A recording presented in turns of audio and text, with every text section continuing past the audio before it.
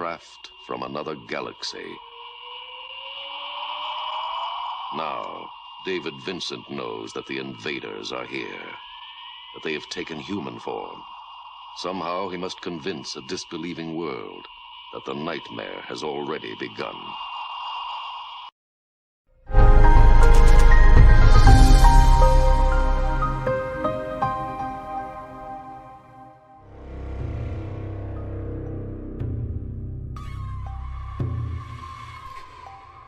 The last place you'd probably ever suspect you'd find a biblical scholar is at a UFO conference. I've been to a bunch of them. I've spoken at a few. The reason I'm there is because that subject matter is hugely popular. Just think of something like Ancient Aliens, millions and millions and millions of viewers. This is a big deal. And it's a big deal for me as a biblical scholar because when you get into this subject matter, it's inherently about questions like, what really is humanity? Who put us here? What about God? Is there a God? Maybe the God we think of is actually an alien superior being. Now for me, this takes us right into the unseen world, the realm of angels and demons and gods and God himself, biblical stuff.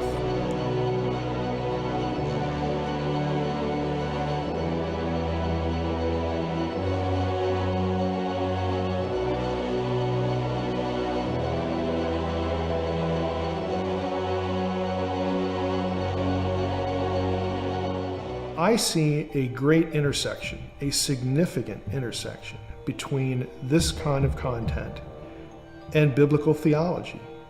People want to know what the truth is. They want to know how to think about who they are, why they're here, and does this book we call the Bible have any validity at all? I'm often asked, well, are there UFOs?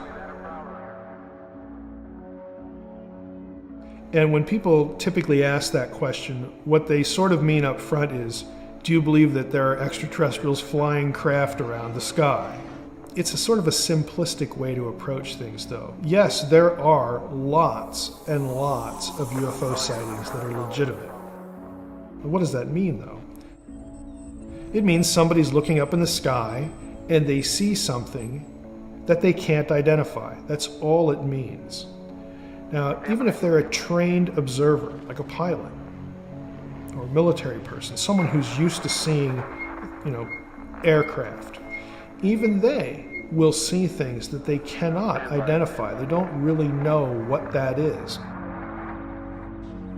There are thousands of such reports every year in the United States.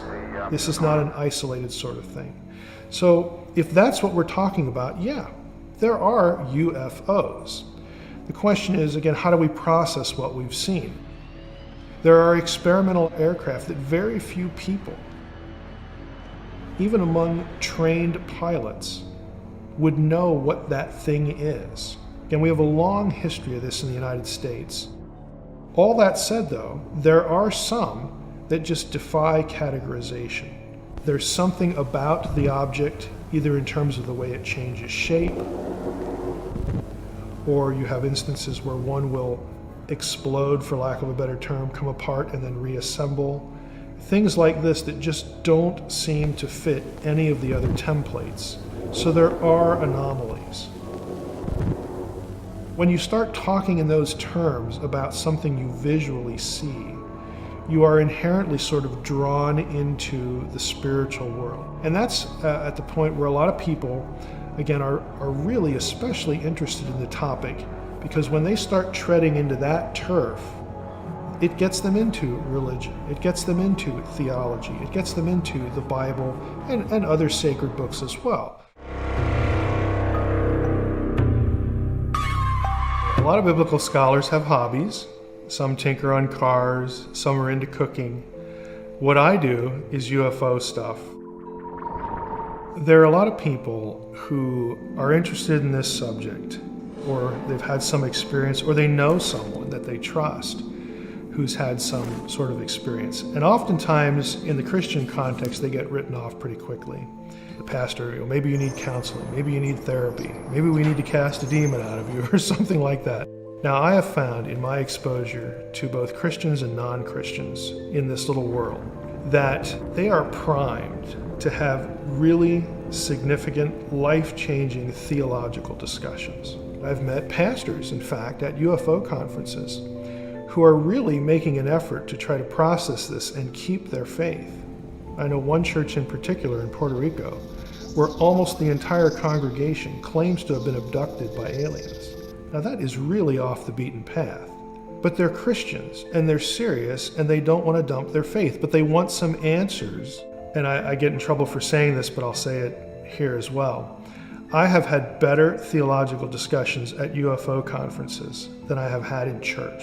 If this is true, how do we think about the Bible? How do we think about the content of our faith?